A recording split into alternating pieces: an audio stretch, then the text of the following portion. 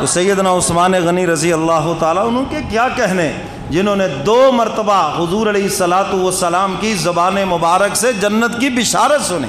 والسلام نے فرمایا عثمان، اللہ آپ کو خلافت کی قمیص پہنائیں گے اور منافقین چاہیں گے کہ تم خلافت کی قمیص اتار دو۔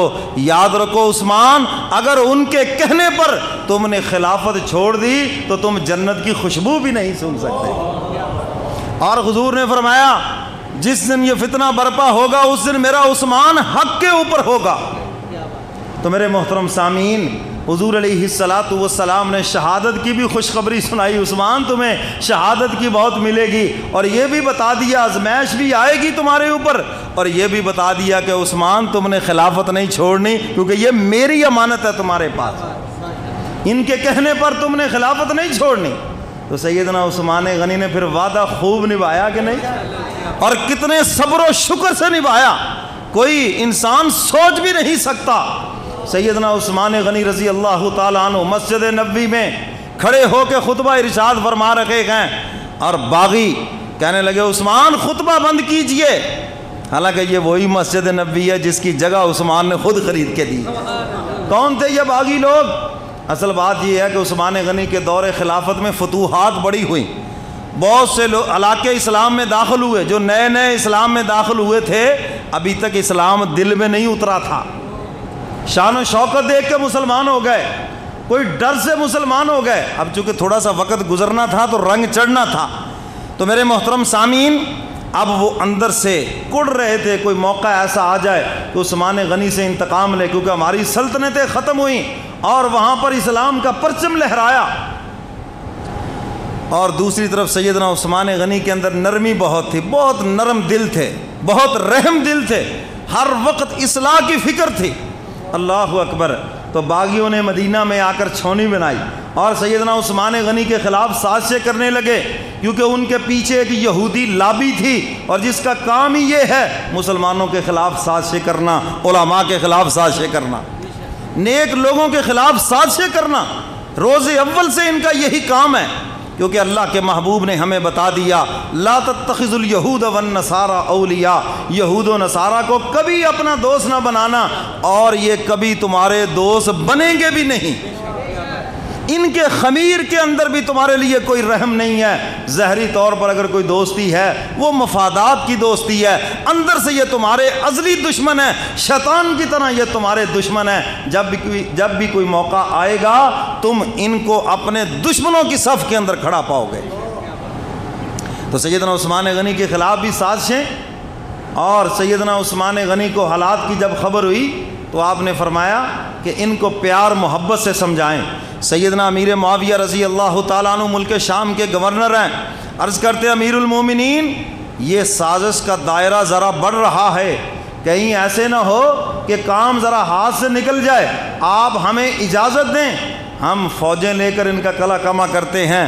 فرمانے لگے میں اپنے محبوب کے شہر مدینہ کی گلیوں کو خون ریز ہوتا کبھی نہیں دیکھ سکتا۔ عثمان جان دے سکتا ہے مگر اپنے محبوب کو شہر کو خون ریز نہیں کر سکتا۔ فرمایا ایسے نہیں ہوگا، آپ ان کی اصلاح کریں، آپ ان کو سمجھائیں کیا مطالبے ہیں تمہارے۔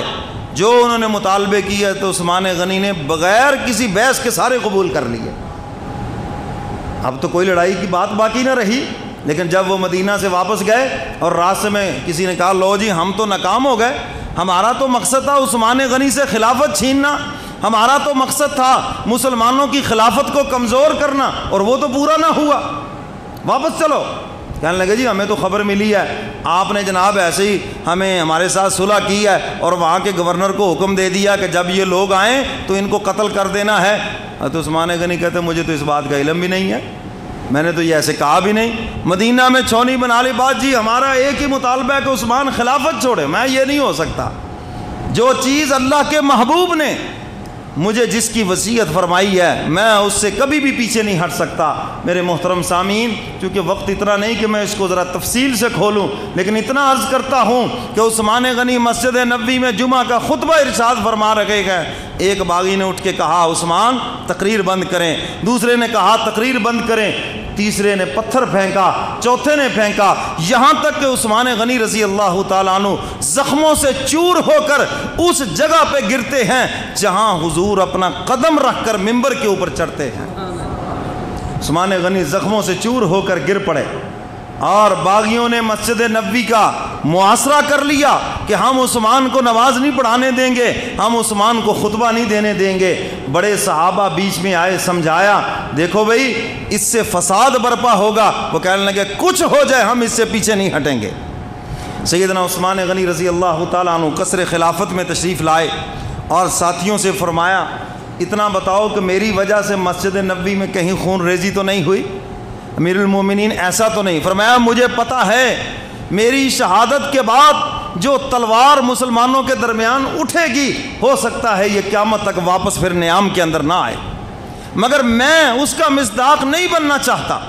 تو سیدنا عثمان غنی رضی اللہ تعالیٰ عنہ گھر میں قید ہیں۔ سیدنا علی مرتضیٰ تشریف لائے اور آ کے عرض کرتے امیر المومنین اب تو دو ہی راستے ہیں، یا تو مدینہ چھوڑ کر آپ مکہ تشریف لے جائیں۔ فرمایا کہ میں مدینہ چھوڑ کر اگر مکہ جاؤں گا تو آپ کیا سمجھتے ہیں زندگی کی ضمانت ہے؟ علی پھر بھی تو موت نے آنا ہے، اور مجھے پتہ ہے یہ لوگ اللہ کے گھر کا بھی احترام نہیں کریں گے، کیونکہ جو شر پسند ہوتے ہیں انہیں کیا مسجد کا احترام، انہیں کیا قرآن کا احترام، انہیں کیا کسی انسان کا احترام، ان کے ذہن میں تو شر ہے اور انہوں نے شر ہی برپا کرنا ہے۔ تو فرمایا کہ یہ تجویز تو میں نہیں مانتا۔ کہنے لگے پھر دوسری تجویز یہ ہے کہ آپ ملک شام تشریف لے جائیں اور وہاں پر سیدنا امیر معاویہ رضی اللہ تعالیٰ عنہ وہ آپ کا دفاع کریں گے، یا پھر فوجوں کو حکم دیں۔ فرمایا علی میں ان میں سے کچھ بھی نہیں کروں گا، میں صبر کروں گا، کیونکہ جس وقت کی مجھے بشارت سنائی گئی ہے اگر وہ وقت قریب آ گیا ہے تو عثمان صبر شکر سے اس کے لیے تیار ہے۔ یہ ہے وہ میرے کملی والے پیغمبر سے وفاداری۔ اور میرے محترم سامعین سیدنا عثمان غنی کا 40 دن تک پانی بند رہا، سارا مدینہ پانی پی رہا ہے، عثمان کا 40 دن سے پانی بند ہے۔ اور عثمان وہ ہے جس نے کنواں خرید کر خود وقف کیا ہے، اپنے ہی کنویں کا پانی بند، اور جگہ خرید کر مسجد نبوی کے لیے دی، اپنا ہی داخلہ اس کے اندر بند ہے۔ ایک دن سیدہ نائلہ اپنی اہلیہ سے فرمایا آج ذرا مجھے عمدہ لباس دیں، میں مکان کی چھت پہ کھڑا ہو کر ان باغیوں سے خود بات کرنا چاہتا ہوں۔ اللہ اکبر۔ سیدنا عثمان غنی رضی اللہ تعالیٰ عنہ مکان کی چھت پہ کھڑے ہوئے اور سیدنا عثمان غنی نے وہ تاریخی خطبہ ارشاد فرمایا جیسے کہ حضرت حسین نے بھی کربلا کی سرزمین میں وہ تاریخی خطبہ ارشاد فرمایا، اور جس کا ایک ایک جملہ مشعل راہ ہے آنے والی انسانیت کے لیے۔ تو سیدنا عثمان غنی رضی اللہ تعالیٰ عنہ نے بھی اپنے مکان کی چھت پہ کھڑے ہو کر وہ تاریخی خطبہ ارشاد فرمایا۔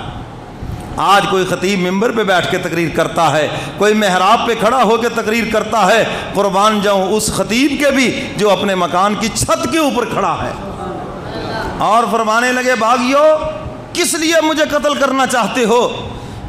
کسی انسان کو قتل 3 وجہ سے کیا جاتا ہے، اگر تو وہ اپنے دین سے پھر گیا ہو اس کے لیے حکم ہے کہ اس کو قتل کر دیا جائے، جو مرتد ہو جائے تو میں تو آج بھی اللہ پر اس کے رسول پہ ایمان رکھتا ہوں۔ دوسرے نمبر پر فرمایا کہ جس نے زنا کیا ہو شادی شدہ ہونے کے باوجود اس کی سزا اسلام کے اندر قتل ہے۔ الحمدللہ اسلام قبول کرنے کے بعد یہ تو الگ بات ہے، میں نے تو اسلام قبول کرنے سے پہلے بھی کبھی زنا نہیں کیا۔ آخر جس کو پیغمبر اپنی 2 بیٹیاں دے رہا ہے وہ کتنا پاکیزہ انسان ہے، کتنا منزہ انسان ہے۔ تم کہتے ہو ہمارا داماد بہت اچھا ہے، ہمارا داماد بڑا پاکیزہ ہے، اور جو نبی کا داماد ہے اللہ اکبر۔ بہت سے مورخوں نے، میں تاریخ کو کیا کروں، تاریخ کے چیتھڑوں کو اٹھا کے ردی کی ٹوکری پہ پھینکتا ہوں، وہ کہتے جی عثمان غنی کے اوپر یہ الزام تھا، عثمان غنی کے اوپر یہ الزام تھا۔ الزام لگانے والے کا اپنا منہ ہے، جو مرضی بکواس کر دے۔ تم یہ کیوں نہیں دیکھتے وہ داماد رسول ہے، اور جو پیغمبر کا داماد ہے وہ کبھی خائن نہیں ہو سکتا، جو پیغمبر کا داماد ہے وہ کبھی زانی نہیں ہو سکتا، جو پیغمبر کا داماد ہے وہ کبھی سرکاری خزانے کو غلط استعمال نہیں کرتا۔ دنیا جھوٹ بولتی ہے، اللہ کے پیغمبر کا داماد سب سے اعلیٰ اور عرفہ ہے۔ تم اس بات کو کیوں نہیں سامنے رکھتے؟ نبی کا داماد علی مرتضیٰ وہ بھی اعلیٰ اور عرفہ ہے، اور جو ان کے مخالف ہیں وہ بھی دائمی جہنمی ہیں، جو عثمان کے مخالف ہیں وہ بھی دائمی جہنمی ہیں۔ ہم تو حضور کے داماد کو اعلیٰ سمجھتے ہیں، اور جو حضور کے داماد کے مخالف ہیں ہمارا وہ کچھ بھی نہیں لگتے۔ کیوں جی، بات سمجھ آئی کہ نہیں آئی؟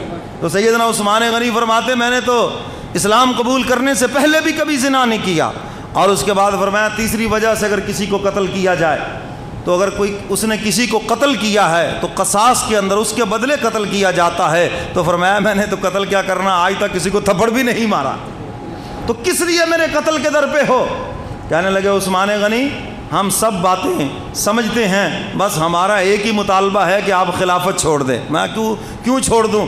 تمہیں پتہ نہیں کہ حضور کی مجھے نصیحت ہے کہ عثمان منافقین تم سے خلافت چھڑوانا چاہیں گے، اور میرا حکم یہ ہے کہ تم نے خلافت نہیں چھوڑنی۔